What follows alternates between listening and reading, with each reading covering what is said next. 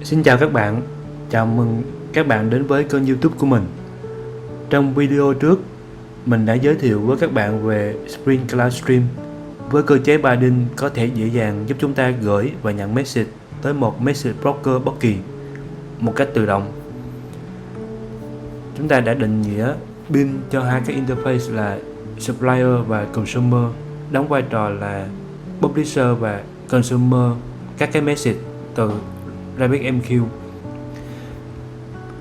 Chúng ta cũng định nghĩa cái property là Spring Cloud Function Definition để Spring nó tự động tạo các cái logical binding name dựa vào hai cái interface mà chúng ta dựa vào hai cái bin mà chúng ta định nghĩa ở đây. Chúng ta cũng sử dụng các property là Spring Cloud Stream Binding để bind các cái logical binding name này với exchange và queue trong RabbitMQ. Thì với việc sử dụng interface supplier khi chạy ứng dụng thì các bạn sẽ thấy mỗi 3 giây thì có một cái message nó được gửi vào RabbitMQ và được nhận từ ứng dụng ví dụ của chúng ta. Nếu các bạn muốn gửi message tới message broker manually thì các bạn có thể sử dụng class Stream Brick của Spring Cloud Stream. Các bạn có thể inject bin của cái class này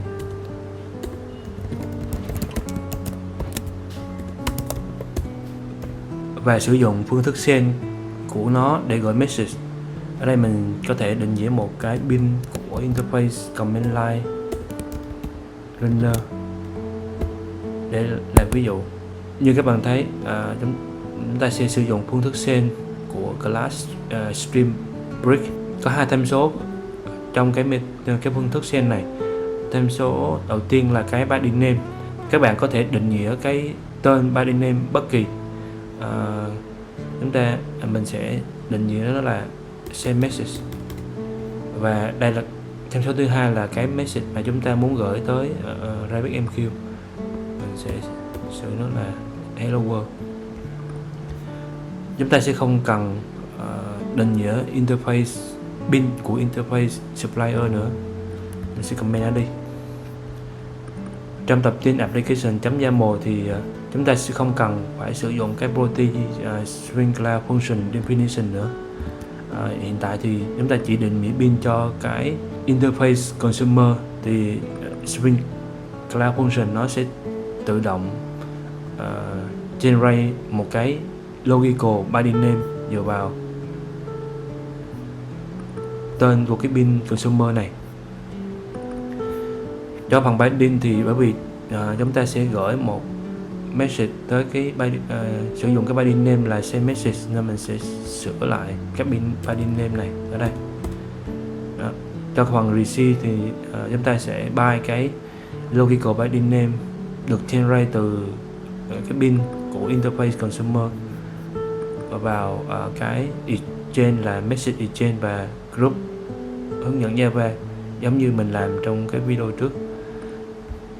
Thì bây giờ nếu các bạn chạy lại cái ứng dụng ví dụ này, các bạn sẽ thấy như sau. Các bạn sẽ thấy có một cái message được gửi từ ứng dụng ví dụ của chúng ta tới RabbitMQ và được nhận trong ứng dụng ví dụ của chúng ta luôn.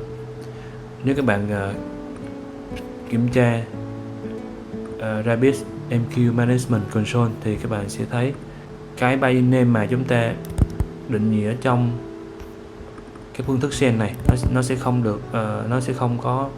không được tạo trong cái exchange của RabbitMQ, và thông tin của queue sẽ không có thay đổi. Bây giờ nếu các bạn truyền thông tin binding name sai với cái định nghĩa trong cái tập tin application.yaml, ví dụ như là mình binding cái name là send message 1 vào cái exchange của RabbitMQ, nhưng mà trong cái phương thức send này mình đang gửi tới một cái binding name là send message, thì khi các bạn chạy lại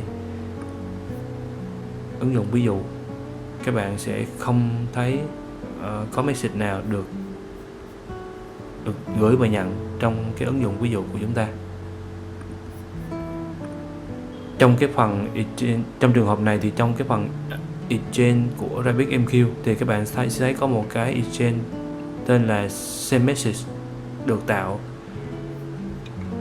nhưng bởi vì không có thông tin queue, các bạn sẽ thấy không có thông tin queue ở đây, nên khi các bạn chạy ví dụ thì cái message mà chúng ta muốn gửi nó sẽ bị mất. Như vậy là trong video này mình đã hướng dẫn các bạn sử dụng cái class StreamBridge để có thể gửi một cái message tới RabbitMQ manually. Cảm ơn các bạn đã theo dõi video này. Hẹn gặp lại các bạn trong những video tiếp theo.